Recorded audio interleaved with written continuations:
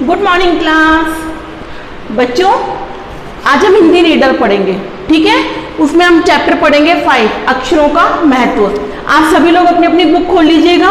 अक्षर आप जानते हो ना, क ख ग 1 2 3, ये जो अक्षर है इनके महत्व के बारे में इसमें बताया गया है। देखिए, अक्षरों की कहानी, सभी अपनी अपनी बुक्स खोलेगा।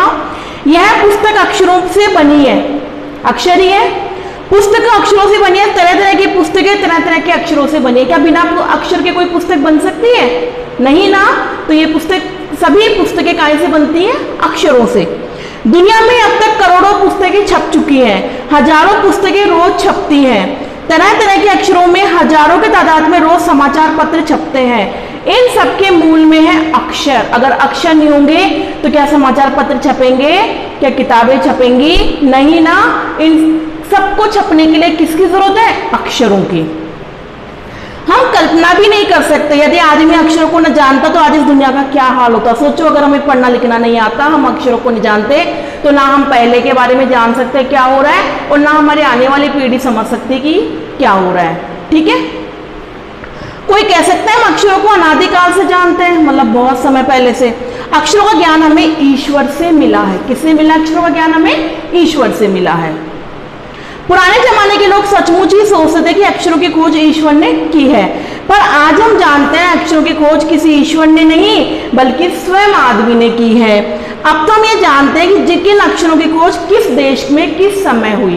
भाई, पहले के लोग तो समझते थे भगवान ने अक्षर बनाए, लेकिन रियलिटी ये है कि हमें सब पता है कि इंसान ने एक अक्षर बनाया है और किस देश ने कौन सा अक्षर बनाया है। हमारी ये धरती लगभग 5 अरब साल पुरानी है। 2-3 अरब साल तक इस धरती पे किसी प्रकार के जीव जंतु नहीं थे। फिर करोड़ों साल तक केवल जानवर और वनस्पतियों का इस धरती पे राज्य रहा। इस धरती पे कोई 5 लाख साल पहले जन्म लिया, धीरे धीरे उसका विकास हुआ। तो आदमी का कब हुआ? 5 लाख साल पहले आदमी का जन्म हुआ, फिर धीरे धीरे उसका विकास हुआ। कोई 10,000 साल पहले आदमी ने गांवों को बसाना शुरू किया। वह खेती करने लगा, वह पत्थरों के औजारों का इस्तेमाल करने लगा। उसने तांबे और कांसे के औजार बनाए। आपको पता है, पहले पत्थर के बनाए, फिर तांबे के बनाए, फिर कांसे के बनाए। प्रागैतिक ऐतिहासिक मानव ने सबसे पहले चित्रों के जरिए अपने भाव व्यक्त किए। मतलब उसको कुछ भी अपने बताना होता तो वो वैसा चित्र बना देता। तो सबसे पहले अपना जो भाव है, अपना विचार है, किसके माध्यम से प्रकट किया? उन्होंने चित्रों के माध्यम से। जैसे पशु पक्षी, आदमी आदि के चित्र। इन चित्र संकेतों के बाद भाव संकेत अस्तित्व में आए। जैसे एक छोटे वृत्त के चहुकिरणों को तक रेखाएं खींचना, जैसे एक गोला बना दिया और चारों तरफ लाइन खींच दी तो क्या हो गया? चमकता हुआ सूरज हो गया, है ना।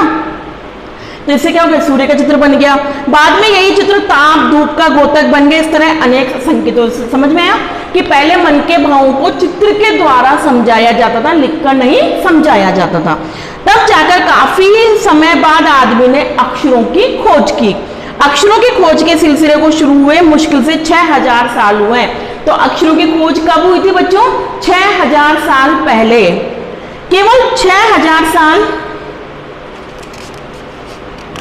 अक्षरों की खोज के साथ एक नए युग की शुरुआत हुई। आदमी अपने विचार, अपने हिसाब किताब को लिखने लगा। जब अक्षरों की खोज हुई तो आदमी अपने विचार, अपने हिसाब किताब सबको लिखकर रखने लगा। तब से मानव को सभ्य कहा जाने लगा। मानव को सभ्य कब से कहने लगा? जब से मानव ने अक्षरों की खोज की और वो अपने बारे में लिखने लगा, तब से मानव को सभ्य कहा जाने लगा। आदमी ने जब से लिखना शुरू किया तब से इतिहास आरंभ हुआ, क्योंकि लिखा जब से तो उसने लिखना स्टार्ट किया, तो जब से लिखना शुरू किया इतिहास तब से ही प्रारंभ हुआ।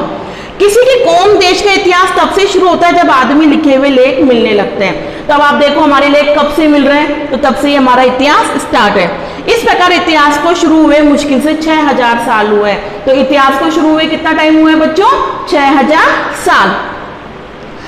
उसके पहले के कल को प्रागैतिहासिक काल, इतिहास के पहले का काल कहते हैं।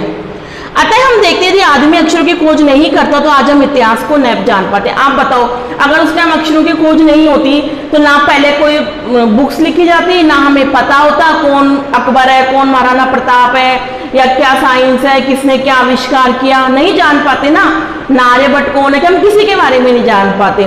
तो अक्षरों की खोज से ही हमें इतिहास के बारे में जानकारी मिलती है। अब हम ये जान रहे, पिछले कुछ कुछ हजारों सालों में आदमी ने किस प्रकार रहा, क्या क्या सोचता है और कौन कौन राजा हुए, क्योंकि अक्षरों की खोज हुई तभी तो हमें पता है किस टाइम क्या राजा था, किस टाइम हम कैसे रहते। आपको पता है पहले हम गुफा में रहते थे, पत्थर से आग जलाते थे, ये सब हमें कैसे पता, सब ये हमें कैसे अक्षरों की वजह से हमें लिखा हुआ मिला, इसलिए हमें पता है। हम तो उस टाइम थे नहीं, तो हमको तो पता ही नहीं है ना, तो ये सब हमने पढ़ के जाना। तो अक्षरों का महत्व ये है कि हमें पुराने इतिहास की जानकारी होती है। अक्षरों की खोज मनुष्य की सबसे बड़ी खोज है। अक्षरों की खोज करने के बाद ही मनुष्य अपने विचारों को लिखकर रखने लगा।